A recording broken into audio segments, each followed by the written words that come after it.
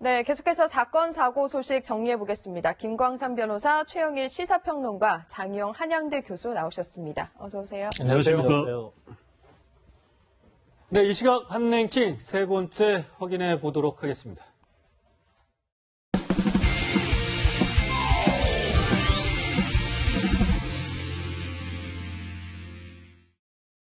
저희 두 사람 사랑하는 사이고요. 저희 나름대로 진솔하게 사랑하고 있습니다. 진심을 다해서 만나고 사랑하고 있습니다. 모든 것들을 겸허히 받아들이고 있습니다. 쌍방에 어떤 귀책이 있는지를 따지는 게 무의미할 정도로 됐다거나 하는 특별한 사정이 없다고 판단을 했기 때문에 원고의 이혼 청구를 기각하였습니다.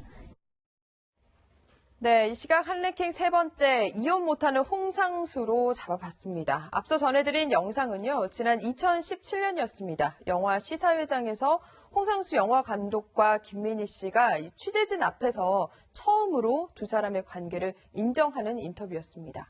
네, 유부남인 상태로 배우 김민희 씨와 서로 사랑하는 사이라고 밝혔던 홍상수 감독은 지난 2016년 아내를 상대로 이혼 소송을 제기했는데요. 어제 그 1심 결과가 나왔습니다. 최영일 평론가님. 네. 어떻게 나왔습니까? 오래 걸렸죠? 예. 기각입니다. 그러니까 홍상수 감독이 난 이혼하겠소, 이혼을 법적으로 시켜주시오라고 낸 이혼 소송을 법정은 1심입니다만 기각한 거거든요. 기각의 내용은 뭐냐면 혼인 파탄의 주된 원인이 홍상수 감독에게 있는데 당사자가 이혼하겠다라고 하는 것은 받아들일 수가 없다. 이런 내용이고요.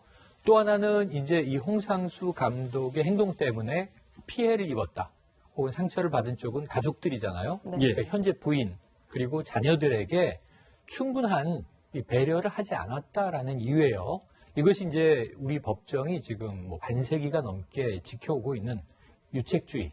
유책의 주된 원인을 제공한 배우자가 네. 제기하는 이혼 소송은 받아들이지 않는다라고 하는 전통이 그대로 적용된 것으로 볼 수 있겠습니다. 네. 변호사님 보니까 결국에는 유책 배우자라서 그렇다라는 게 법원의 판단인데 네. 평론가님도 말씀해 주셨지만 50년 넘게 유지가 되고 있는 거잖아요.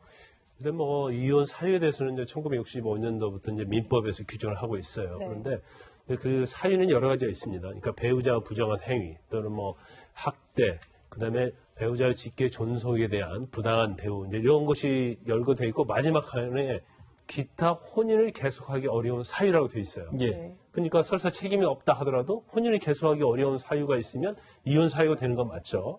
그렇지만 65년 이후에 네. 대법원 판례 자체는 혼인을 계속하기 어려운 사유에 대해서 굉장히 엄격하게 해석을 하면서 혼인 파탄에 대해서 책임이 있는 사람은 이혼을 할 수 없다는 대법원 판례가 계속적으로 유지되어 온 거죠. 그래서 네. 유책주의자 이 말 자체는 책임이 있는 자, 그러니까 혼인 파탄에 책임이 있는 자는 이혼 청구를 할 수 없다 그런 취지고 이제까지 일관되게 거의 유책주의가 채택이 됐습니다. 네. 그런데 뭐 예외적으로 유책 배우자가 이혼 청구를 했을 때도 받아들여지는 경우도 있다면서요? 그렇죠. 근데 만약에 예외적으로 받아들이면 일단 파탄주의를 선택한 거 아니겠습니까? 네. 그래서 근데 예외적으로 받아들였는데 그때는 굉장히 요건을 까다롭게 했어요.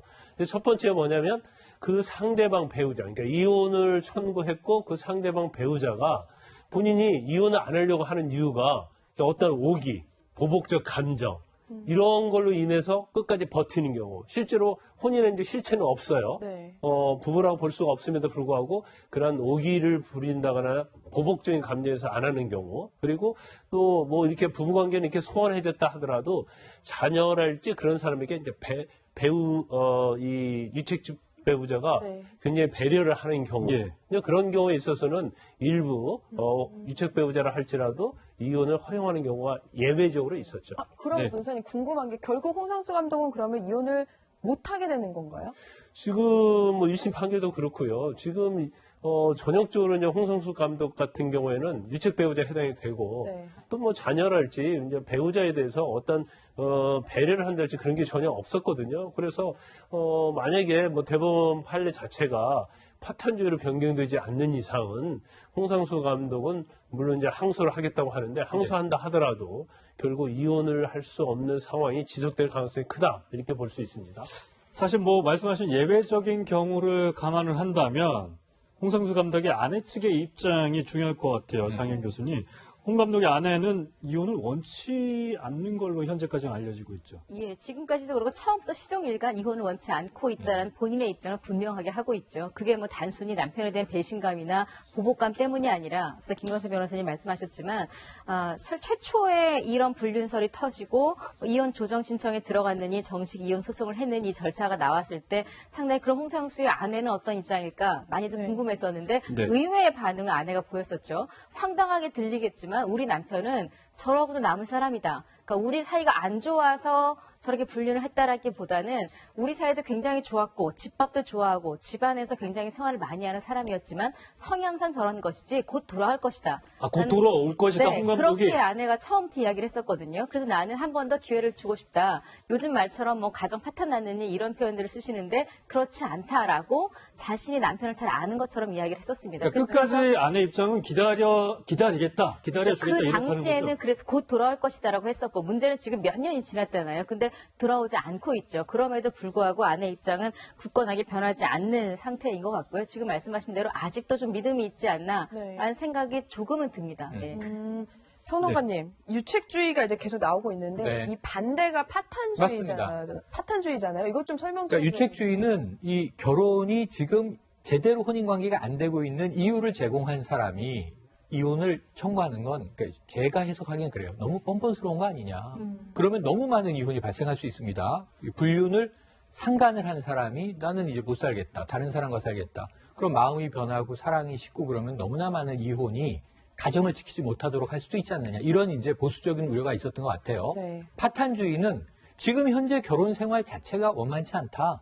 이거는 온전한 부부관계라고 보기 어렵다. 그럼 이혼을 선고해 주는 게 옳지 않겠느냐. 이게 파탄주의인데 이 아까 변호사님 말씀하신 것 외에 국내에서 이례적으로 파탄주의가 인정된 사례가 몇 건 최근에 나왔어요. 그건 20년간 별거를 했어요. 20년간 별거를 했는데 네. 이미 나이도 연세도 많이 드신 부부들입니다. 그런데 실제로 20년간 또 부인 쪽에서 혼인관계를 유지하기 위한 별다른 노력을 안 했어요. 예. 별거예요. 요즘으로 말하면 졸혼이죠. 그런데 이 남자는 혼인관계는 이쪽에 있지만 다른 이 여성분과 사실혼 관계를 또한 10년 이상 유지를 한 겁니다. 그런 상황에서 이제 법정에 갔을 때 이걸 다시 살라고 하는 것도 이상한 것 아닌가.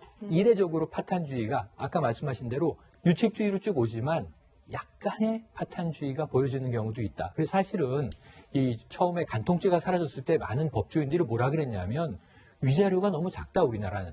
왜 이걸 인정 안 하는 거냐면 유책주의로 왜 가는 거냐면 여성들이 입을 피해나 희생이 너무 클 수 있다는 거예요. 네. 막 버려질 수 있으니까. 근데 여기에 대해선 미국처럼 위자료나 보상을 많이 하게 하란 말이에요. 근데 지금 위자료가 뭐 1,000만 원, 2,000만 원, 많으면 3,000만 원이에요.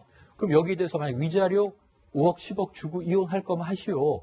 그러면 그건 본인이 선택할 거 아니겠습니까? 이런 식으로 간통죄가 폐지된 이후 위자료가 올라갈 거라고 예상을 했는데 2016년 이후 별로 변동이 없어요.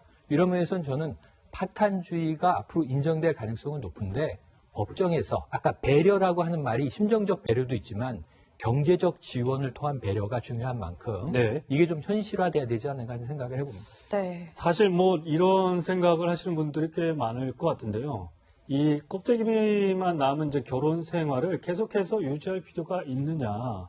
그런 부분에서 일정 부분 파탄주의가 우리나라에도 현실적으로 받아들여져야 되는 거 아니냐. 앞서 보신 것처럼 위자료 부분도 물론 선행이 돼야 될 거고요. 어떻게 생각하세요, 변호사님? 그런데 결과적으로 좀 시간이 좀 지나면 결국 파탄주의로 갈 것이라 이렇게 봅니다. 왜냐하면 지금 현재 어떤 파탄주의를 받아들이기에는 이제 제도가 좀 미비되어 있다고 보고요.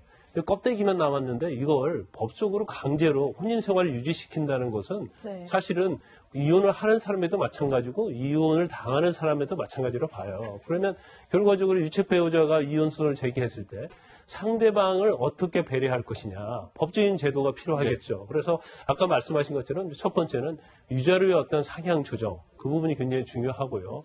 두 번째는 유책 배우자는 어떻게 보면 상대방 배우자에 대해서 불법 행위를 한 거잖아요. 그렇기 때문에 그 징벌적인 그런 손해배상, 그러니까 금액을 상당히 높여야 한다는 거죠. 그래서 거기에 대해서 어떤 징벌을 해야 하는 게 맞고, 그다음에 이혼한 후에도 대부분이 자기도 상대방도 이미 혼인은 실체가 없었다는 걸 알아요. 그렇지만 굉장히 중요한 부분은 앞으로 살아가기가 굉장히 힘든 거거든요.